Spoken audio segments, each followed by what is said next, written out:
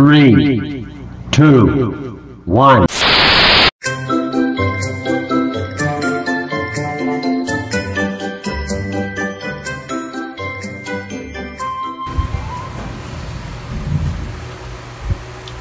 Tulad na dati, ako muna bago siya. Welcome mga kapadyak sa ating YouTube channel ulit, sa ating Kings Cut TV YouTube channel. Ito, pupromote ko ulit itong isa kong pang quote na ginawa na sinabi ko na ito'y pauupahan ko. Yung aking mga na-stock dito ng mga quote ay para paupahan ito.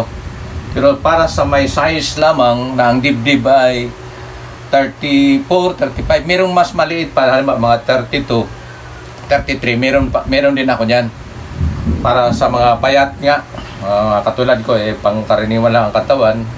So ito na yung aking ginagawa. Pero para sa mga malalaki pa sa akin ay wala pa akong stock niyan, pero magagawa pa rin ako ng mga ganon.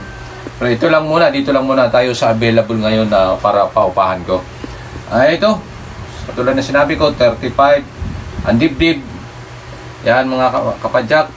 Yan ang ating hindi ko kasi mabutunis kasi medyo maliit siya ng kaunti. Mas malaki, kumbaga medium size kasi itong ating nagawa at itong coat na to, yung kasya sa akin. Tapos itong ating pang large size itong ating mannequin. Kaya hindi ko masarado siya. So ito, yan yung butones kulay itim. Pati yung sa ating ito sa ating manggas, kulay itim din. So yan. At ang ating lapel ay kulay itim. Hindi ko lang siya binuo hanggang pati sa likod yung ating cooler ay itim. Dito lang ini-style ko lang siya. Ganito lang ang style na ginawa ko, lapel na kulay itim. So ito yung ating coat na black. Ay hindi naman to talaga dark navy blue na lapel ang nilagay kong tela. Pero ito ay Armani, ito mga kapadyak. Ito Armani ang tela. Meron itong terno na pantalo na kulay puti.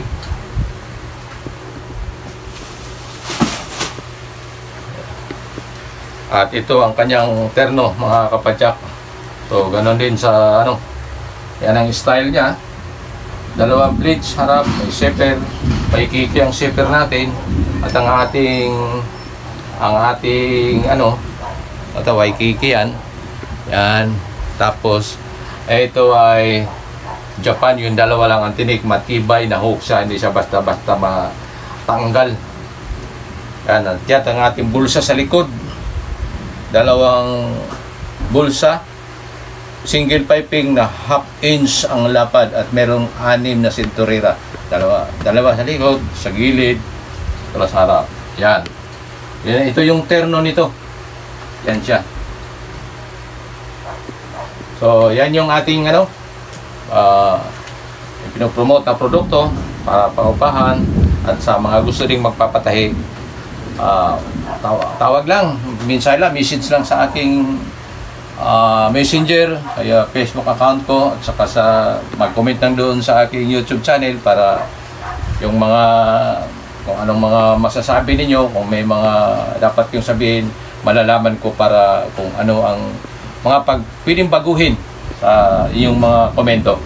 So sa inyong mga manunood, maraming salamat. Sa mga hindi pa naka-subscribe, lagi kong sinasabing na paki-subscribe sa aking YouTube channel at paki-share, like, para marami makarating sa marami nating mga kaibigan, mga kakilala, para maraming makakaalam at marami ding makapanood at para matuto sila, kasi yun nga sinasabi ko na magtuturo ako ng pagtatabas ng quote.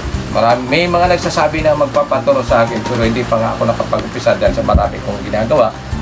So pero busy ako, hindi po gaanong natutukan, pero hayaan nyo mga kapadyak ay gagawin ko o ipahintulot ng Panginoon. So, maraming salamat sa inyong panonood.